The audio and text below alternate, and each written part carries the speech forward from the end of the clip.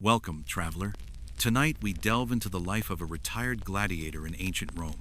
Imagine yourself a warrior of the Colosseum, but now free from the bloody sands, living your days in a cozy domus. You wake slowly, the Roman sun peeking through the slits of your blinds, a golden glow that no longer signals the start of another deadly battle. There are no more roars from the crowd, just the gentle chirping of birds in your garden. You stretch, feeling the weight of years and countless battles in your bones. But it is a different weight now, a weight of peace. Remember, if you had truly lived this life, you probably would not be here to tell the tale. Before you surrender to the silence of the night, if this moment has touched you lightly, do not forget to like the video and subscribe, but only if it is from the heart. And if you wish, share in the comments, where are you now? And what time did the world outside decide to slow down? It would be gratifying. Now, turn off the lights. Let the fans sing that constant whisper in the background. And come, let us venture together. You feel the first rays of sun on your face, and for an instant, your mind still half asleep, you wonder if it is the heat of the arena. You blink slowly, trying to focus the light dancing on your eyelids.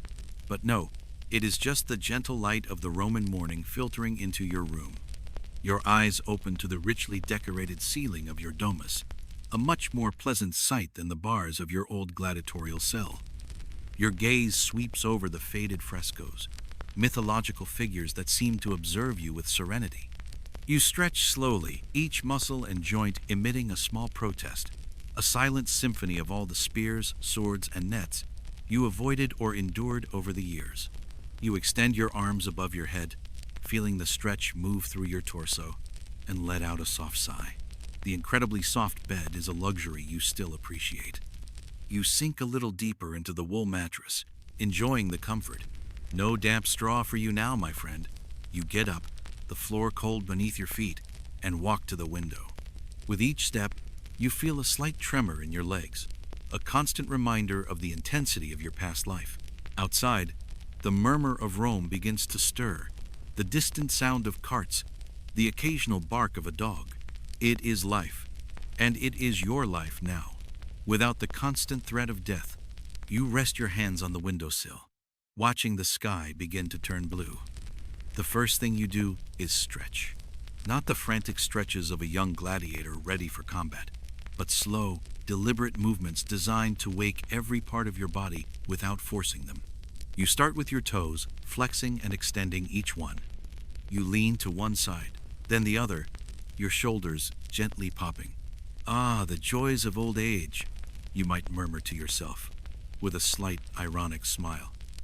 Your days of steel muscles, lion heart, are behind you, and now it is more a matter of aging muscles, heart at peace. You rotate your ankles, feeling the slight morning stiffness dissipate.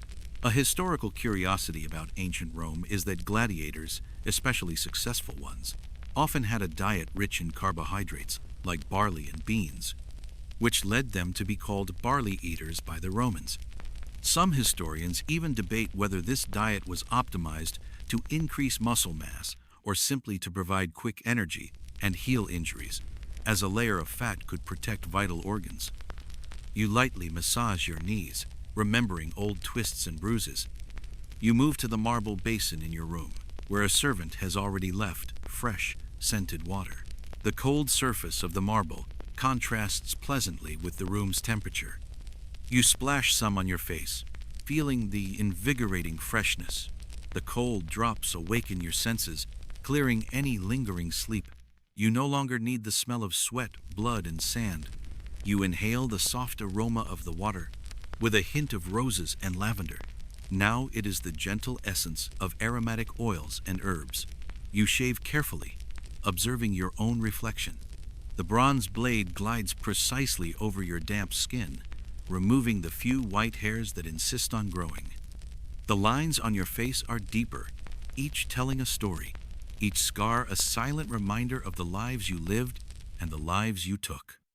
You run your wrinkled hand over a scar on your forehead, a memory of a particularly brutal combat. There is no longer ferocity in your eyes, only a wise quietude. You look at yourself in the mirror, recognizing the man you have become. A peculiarity of Roman hygiene was the use of the strigil, a curved metal tool used to scrape oil, sweat, and dirt from the skin after bathing or exercise, which, admittedly, seems a very peculiar way to clean oneself. You grab a soft linen towel and dry your face, appreciating the gentle sensation. After dressing in a simple but well-made tunic, you head to the tablinum, your home office, where your property documents are kept. The soft wool tunic comfortably fits your marked body. You sit in a comfortable chair, not a hard wooden bench, and glance at your records. The soft leather of the seat yields slightly under your weight. You, a man who once lived by the sword, now live by the pen, or rather, by the stylus and wax tablets. You pick up a bronze stylus, feeling its familiar weight in your hand. It is ironic, you think, that the biggest battles of your life are now against numbers. You smile slightly, flipping through the wax tablets with your experienced fingers. You check the wine stocks, the olive oil production, the well-being of your tenants. Your attentive gaze scans the inscriptions, looking for inconsistencies or problems. It is a quiet life, without the adrenaline of the arena, but with the satisfaction of a job well done and a life well lived. You nod with satisfaction upon seeing that the accounts are in order. You might even pick up an old papyrus, perhaps a philosophical treatise by Seneca, and read a few lines. You unroll the papyrus carefully, your eyes following the elegantly written Latin words. Knowledge was something that many gladiators, especially the liberti, freedmen, sought after retirement, a way to nourish the mind that was once focused only on survival. You frown in concentration, absorbing the philosopher's ideas. The morning routine of a veteran gladiator in Rome did not involve training with wooden swords or grand parades, but rather a more contemplative ritual. After washing and dressing, you head to the small family shrine in your lararium, a sacred corner of the house. You walk slowly down the corridor, your footsteps silent on the mosaic. You light incense, its soft aroma filling the air, and offer a small prayer to your Lares, the protective gods of the home and family, and to the Penates, the gods of supply and food. You close your eyes for a moment, the silent words of gratitude hovering in your mind. It is a moment of gratitude, not for a victory in the arena, but for the tranquility and peace you now enjoy. You bow slightly before the small statues of the gods. You think of the comrades who were not so lucky, those who fell under the Retiarius's net or the Murmio's sword. A shadow of sadness crosses your face as you evoke the images of your fallen friends. Ah, the old days, or perhaps not so old, but certainly past. You open your eyes, the incense flame flickering gently. You grab a pitcher of fresh water and some diluted wine, a common Roman breakfast drink. The cool liquid bubbles slightly as it is poured into the ceramic cup. You drink slowly, savoring each sip. The slightly sweet taste of wine mixed with fresh water is pleasant and invigorating. There is no hurry, no need to rush to the ludus, gladiator school, or the arena. You sit on a bench near the window, enjoying the morning light. Your aging body, though marked by scars, each a silent story of a cut, a blow, or a successful defense, now seeks comfort in daily rituals. You observe the marks on your calloused hands, remembering the firm grip of your sword. You pass your fingers over a prominent scar on your forearm, a reminder of the day you faced a formidable secutor. I still remember the glint of the sun on his armor. You murmur, almost as if telling a secret to time. Historically, many retired gladiators lived prosperous lives, owning land, or becoming trainers and even tutors to wealthy children. They were, in a sense, celebrities of their time. You take another sip of your morning drink, feeling the sun warm your skin. Your gaze then turns to the walls of your room, where there are a few, but significant, mementos of your gladiatorial days. Your eyes scan the carefully arranged objects. Perhaps a small model of a gladiator's helmet, made of polished bronze, or a miniature sika, the curved dagger used by the Thrakes. You pick up the small sika, feeling the still sharp edge. You do not display battle trophies. For the life of a gladiator, though glamorous to some, was for you a means to an end. The freedom and tranquility you now possess, you place the dagger back in its place, a feeling of resolution in your heart. You remember the day you received your rudis, the wooden sword that symbolized your liberation. The image of the lanista handing you the worn wooden sword is still vivid in your memory. A peculiarity about the liberation of gladiators is that it was not as common as one might think, and usually depended on public support and the patronage of influential figures. Some historians still debate whether most gladiators were condemned slaves or volunteers seeking fame and fortune. You sigh lightly, grateful for your own path. After a moment of introspection, you walk to the garden area, a small green refuge within the walls of your domus. The fresh, damp garden air envelops you as soon as you step through the door. The dew is still on the leaves, and the fresh morning air kisses your face. You close your eyes for an instant, enjoying the refreshing sensation. You observe the servants and slaves. Yes, you, a former slave, now own your own, performing their morning tasks, tending to plants, sweeping the courtyard, preparing the next meal. Your gaze follows the slow and methodical movements of your servants. There is a satisfying quietness in their work, a routine that reflects your own. You notice the sun sparkle on the water droplets, still resting on the leaves. You might even bend down to touch a leaf, feeling nature's texture between your fingers. Ah, the small joys of life, you think, a genuine smile now on your lips.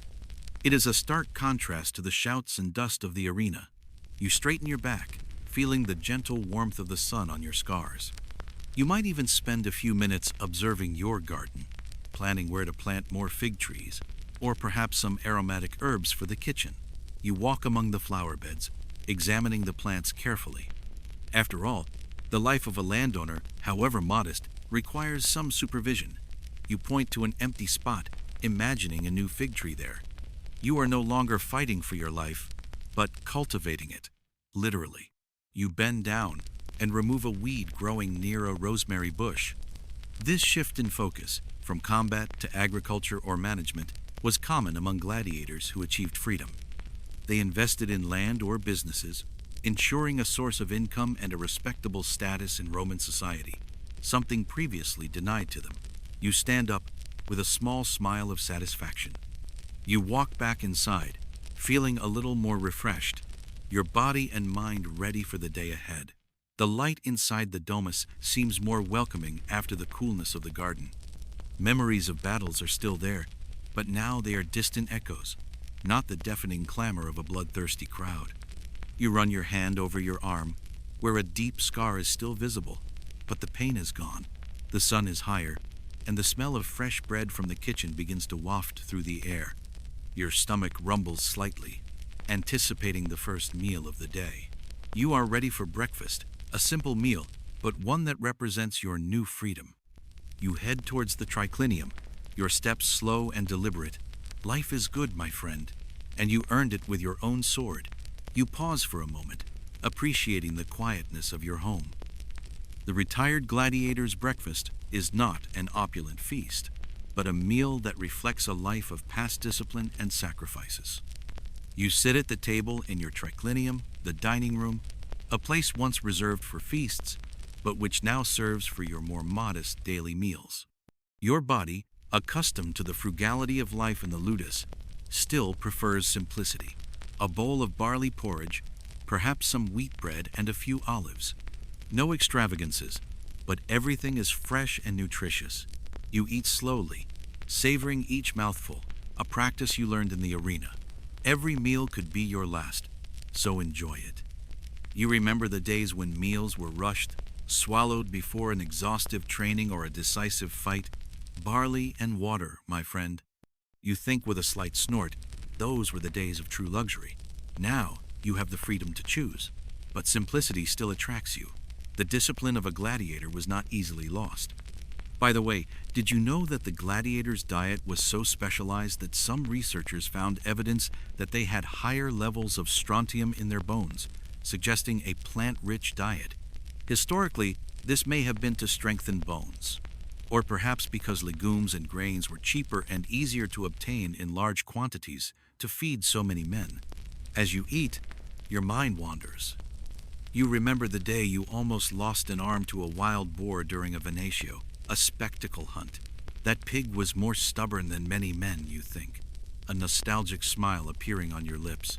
It is strange how the most vivid memories are not always of great victories, but rather of small moments of near defeat, those that taught you about resilience. You serve yourself some honey, a luxury you now allow yourself, and sweeten your water. A peculiar detail of Roman cuisine is that honey was the main sweetener, as sugar was a rare import and extremely expensive. Suddenly, a knock at the door. Your Villicus, the manager of your property, enters, bowing respectfully. He brings the day's news: grain prices in the market, the rains that watered the fields, a small problem with one of the slaves. You listen patiently, your gaze calm and attentive. The life of a property owner is different from that of a warrior, but it requires the same attention to detail, the same ability to make quick and effective decisions. You do not use a sword to solve these problems, but your intelligence and experience. There is academic debate about how much retired gladiators truly integrated into the Roman social elite, or whether they remained in a kind of limbo, respected for their bravery, but still seen as being of a lower class. You ponder the Villicus's information, offering clear advice and instructions. Your voice is calm but firm, the same voice you used to give orders to your comrades in the arena. Make sure the grains are stored correctly to avoid rats. You instruct and resolve the problem with the slave justly, but firmly. There is no longer a need to prove anything to anyone, only to manage your life and your assets well. You are a free man, and with freedom comes responsibility. After the Villicus leaves, you lean back in your chair. The sun is already higher, and light floods the triclinium. You think about how different your life is now. You no longer live for the next fight, for the glory of one day, but for the tranquility of every day. The scars on your body are a map of your journey, but the peace in your heart is the true reward. You might even let out a small laugh, remembering how you used to complain about morning training. Ah, if I had known how good retirement would be, you murmur. I would have tried even harder to survive. But no, you tried hard enough, and now you reap the rewards. After breakfast, you decide it is time for a stroll. Not a hurried walk to complete tasks, but a leisurely stroll, observing the pulse of Rome. You put on your toga, a symbol of your citizenship and freedom, and don your comfortable sandals. As you leave your domus, you feel the morning air, already warmed by the Roman sun. The sounds of the city intensify, the clang of a blacksmith, the clamor of vendors in the market, the murmur of conversations. You mingle with the crowd, an ordinary man among many, but with an extraordinary story etched into every line of your body. You walk through the narrow streets, dodging ox-drawn carts and groups of hurried people. Your eyes observe everything with the calm of one who has seen the worst and now appreciates the best. You see children playing, women bargaining prices, businessmen discussing. It is a stark contrast to the quietness of your domus, but it is a contrast you appreciate. Life goes on, and you are part of it, no longer a tool for entertainment and death. A historical curiosity. The streets of Rome were notoriously noisy and chaotic, especially during the day, with heavy traffic and street vendors shouting their wares. You decide to go to the Forum, the pulsating heart of Rome. The place is teeming with activity. Orators on their pulpits, politicians giving speeches, citizens discussing the latest news. You remember passing through here in parades, cheered by the crowd, but also chained, on your way to the arena. Now, you can walk freely, hear the voices, not the threats. You do not feel tempted to intervene in discussions, for your battles are now of another nature. You are an observer, a spectator of life, and that is a luxury. A peculiarity of the Roman Forum was that it served multiple functions. It was a political, religious, commercial, and social center, a true melting pot of activities. As you walk, you pause in front of a statue of an emperor, or perhaps a famous general. You remember the stories of their conquests, the battles they fought. You fought different battles, personal battles for your own survival, You smile at the irony. They fought for empires. You fought for your freedom. I still wonder which of us was braver, you think, with a slight air of sarcasm. Some historians still debate whether the fame of gladiators, in some cases, surpassed that of certain generals, at least among the common populace. From the forum, you head to the market, a whirlwind of colors, smells, and sounds. The scent of spices from the east mixes with the aroma of fresh bread and seasonal fruits. Vendors shout their products, trying to attract buyers' attention. You walk among the stalls, appreciating the abundance. You do not need to buy anything, but the experience of being there, of seeing life in its most vibrant flow, is satisfying in itself. You see a fishmonger shouting about his fresh fish, and you smile, remembering how gladiators joked that even in paradise you would not escape the smell of fish. Ah, the old arena jokes. You observe a woman vigorously discussing the price of some grapes. You remember how negotiation was an art form in Rome, almost as complex as combat strategies. She would fight well in the arena, you think, a twinkle of amusement in your eyes. You might even buy some fresh fruit, just for the pleasure of holding it in your hands, feeling its weight and texture. The freedom of choice, however small, is a treasure. You are surrounded by life, and this is your new arena, a place where the only struggle is against routine, and the only victory is peace. After your walk through the forum and the market, the next natural destination is the public baths, one of the pillars of Roman social life. You walk to the baths of Agrippa, the closest to your domus, and feel the humid heat of the environment even before entering. The murmur of voices, the echo of laughter, and the splashing of water fill the air. You hand your bag to Lucius, the young slave in charge of your belongings, and head to the apodyterium, the changing room. There, you take off your toga, revealing the numerous scars on your body, a map of your past life. Some curious glances turn to you, but you ignore them. You no longer seek admiration or fear, only relaxation. You enter the tepidarium, the warm room, where sweat begins to bead on your skin. It is a relief for your aging muscles, a preparation for the more intense heat to come. You see familiar faces, Marcus, the old olive oil merchant who always has the latest gossip, and Gaius, a retired senator who loves to discuss philosophy. You greet them with a nod, a small conversation about the weather or the latest games in the arena. The curious thing is that the baths were places where social classes mixed, at least to some extent. Senators and slaves could share the same space, though at different times or sections. From the tepidarium, you move to the caldarium, the hot steam room. The air is thick and humid, and you feel the sweat run down your body. It is here that you sit on a marble bench, feeling the heat penetrate your bones. You breathe deeply, allowing the vapors to cleanse your lungs. Ah, the retired man's paradise, you think, a lazy smile on your lips. It is here that secrets and gossip circulate most freely, mixing with the steam. You hear fragments of conversations about a new emperor, about an arranged marriage, about the results of a chariot race. Some historians still debate the extent of promiscuity in the baths, but it is certain that they were vibrant social centers. A young slave, Drusus, offers you a bristle brush to scrub your skin.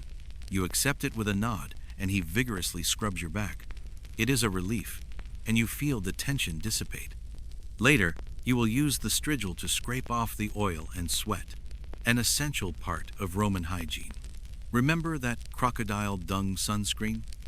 Well, that was more of an Egyptian curiosity, but the idea of using strange things for the skin was not uncommon in antiquity. After a good while in the caldarium, you move to the frigidarium, the cold water pool. The initial shock is invigorating, a welcome relief from the intense heat. You plunge into the water, feeling your body awaken. The cold water closes your pores and tones your muscles. You swim a few slow strokes, enjoying the sensation of the water on your skin. There is no longer the urgency to be strong, only the satisfaction of being able. You sit at the edge of the pool, observing the other bathers. Some are laughing and talking, others are silent, immersed in their own thoughts. You feel at peace, a free man enjoying the simple pleasures of life. The baths are a microcosm of Rome, a place where life happens in all its nuances, and you, a former gladiator, are now a privileged observer. After the invigorating experience at the baths, you return to your domus, where you dedicate yourself to the art of body maintenance, a routine now more focused on comfort than on preparation for combat. You ask Livia, your most experienced servant, to prepare a bowl of olive oil scented with herbs, perhaps lavender or rosemary picked from your own garden. You sit on a soft bench in your cubiculum, the bedroom, and begin to massage the olive oil into your scars. Each one is a vivid reminder, a mark on your skin that tells a story of triumph or danger. You run your fingers over a long scar on your thigh, remembering the stab of a particularly cunning Democritus's dagger. That was almost the end of me. You murmur to yourself with a slight tremor. The pain is long gone, but the memory persists, a silent echo in your body. The oil massage is not just to nourish the skin, but also to alleviate the persistent aches that years of fighting have left behind. It is a ritual of self-care that you would never have had time to enjoy in your glory days in the arena, when recovery was just another step toward the next combat. As you massage, you think about how your body has changed. Before, it was a war machine, muscular and agile. Now, it is slower, more fragile, but still yours. You respect it, for it has carried you through countless trials and brought you to this place of peace.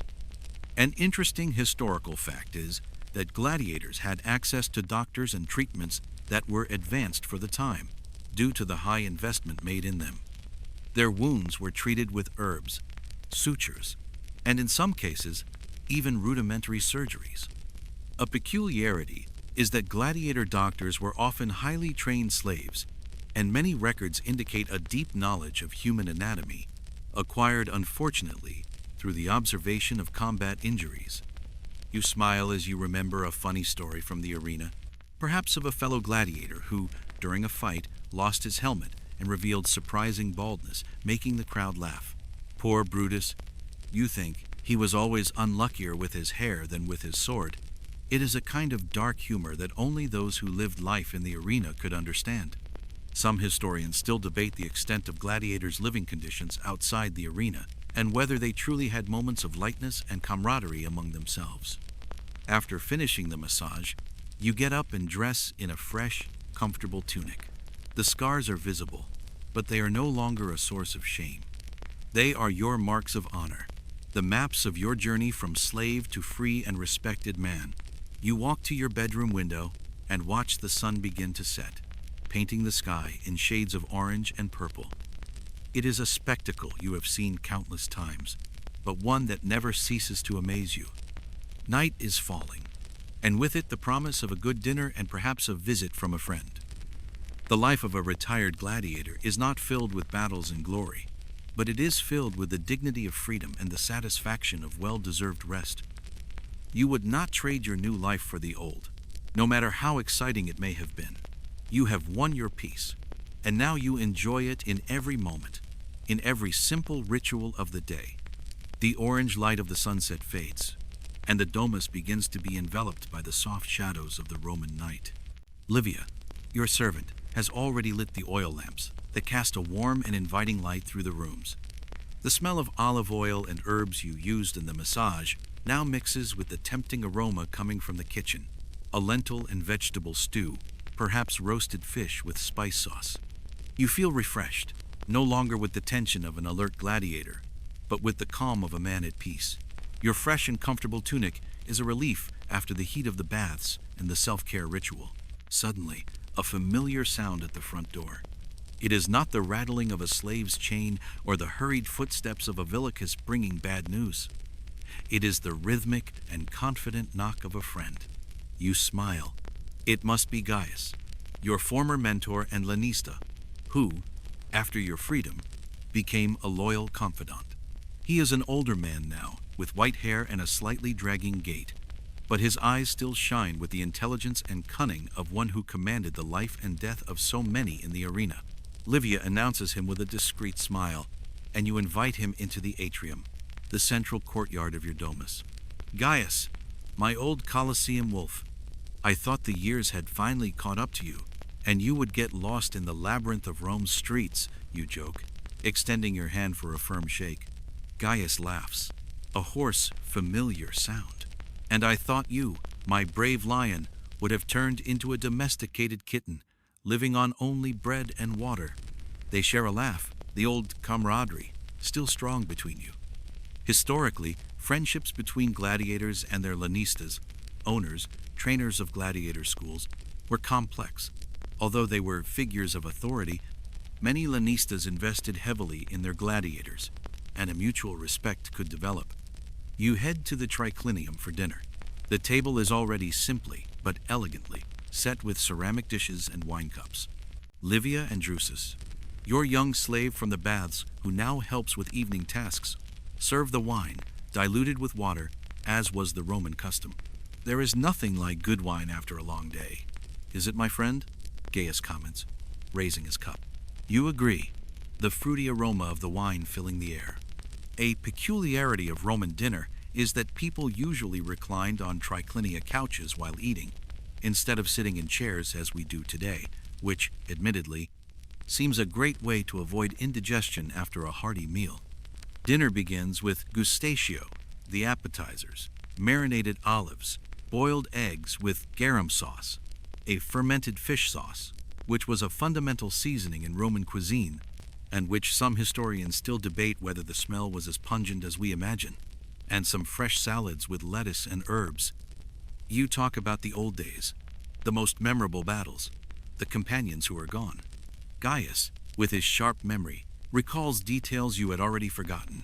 The strategy of a particular retiarius, the ferocity of a lion in the arena, the crowd's roar when you delivered the final blow. There is no more pain or anger in these memories, only the distance of time and the camaraderie of those who lived them. As the main course arrives, the tasty stew and roasted fish, the conversation turns to the present. Gaius talks about the current state of the games, the new rules imposed by the emperor, the young gladiators who promise to be the next stars. You listen with a certain detachment. It is the world you left behind, and although you feel a trace of nostalgia, the peace of your domus is a luxury you would not trade for another roar from the crowd. I still wonder if today's youth would have the same grit we had, Gaius reflects, with a touch of melancholy. You toast to freedom, health, and friendship. The wine flows slowly, and the conversation becomes more relaxed, with jokes and anecdotes. You remember a day when a newly arrived gladiator tried to impress everyone with a display of strength and ended up tripping and falling to the ground, to everyone's delight. That was the day I learned that not all strength comes from muscles, but from the head, you say, and Gaius nods in agreement. Some historians debate whether these gladiator schools were environments of camaraderie or brutal rivalry. It seems there was a bit of both. As the night progresses, dinner ends with fresh fruit and some sweet wine. The conversation wanes, and a comfortable silence settles between you. Gaius prepares to leave, promising a new visit soon. You accompany him to the door, and under the lamplight, you bid farewell with a firm handshake. The night is clear, with twinkling stars in the Roman sky. You return inside. The dome is quieter now, but filled with the warm feeling of good company and a satisfying dinner. You sit for a moment in the atrium, looking up at the open sky. Life can be simple, but it is rich on its own terms. You are a free man, with friends, a home, and the peace you so desired. Dear traveler, our journey has come to an end. Now, as the curtains of night gently fall over ancient Rome, allow the memories to dissolve like the cool morning mist. The distant echoes of the arenas, the murmur of the markets, and even the gentle splashing of the bathwaters, all fade away, leaving only quietness and serene silence. You are no longer the brave gladiator, nor the attentive observer in its busy streets. You are safe in your own refuge, enveloped by the softness of the rest you so deserve. Feel the gentle weight of your body sink into the softness of the mattress, while the cool, light sheets embrace you. Let any lingering worries detach, floating away like dry leaves in the wind. The only sound now is the gentle rhythm of your own breathing, slow and deep, like the tides of a calm ocean. In your ears, perhaps a distant whisper, the almost inaudible hum of a fan or the gentle dragging of time. The stories from before are just distant murmurs, lulling you, like an ancient lullaby, into a deep and restorative sleep. There are no more battles to fight, only the peace you have won. There is no more clamor from the crowd, only deep calm. Your dreams will be light, full of soft colors and pleasant sensations, and your mind, serene and at rest. Sleep well, dear traveler, and have sweet, sweet dreams.